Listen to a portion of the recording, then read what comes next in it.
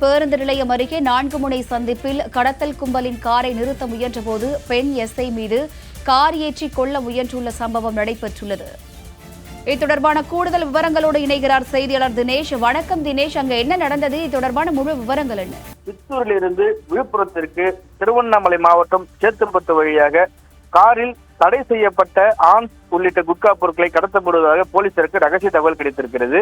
இதையடுத்து sub inspector Latha, போலீசார் விக்னேஷ் ஆகியோர் பஸ் ஸ்டாண்ட் 4 முனை சந்திப்பில் அந்த சந்தேகத்திற்கான காரை மடக்கும்போது அவர்கள் காவல்துறையினர் தள்ளிவிட்டு அங்கு நின்று கொண்டிருந்த சப் இன்ஸ்பெக்டர் லதா அவர்களை காரில் ஏற்றுவது போல் முயற்சித்து தப்பிச் சென்றிருக்கிறார்.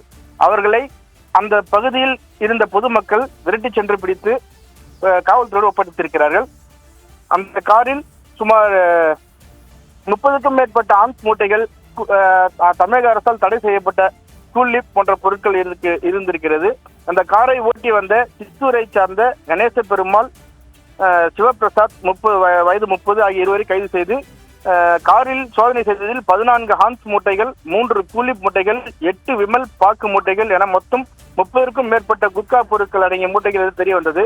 அவற்றை போலீசார் பறிமுதல் செய்து இது குறித்து வழக்கு பதிவு செய்து விசாரணை செய்து வருகின்றனர். கூடுதல் விவரங்களுக்கு நன்றி தினேஷ்.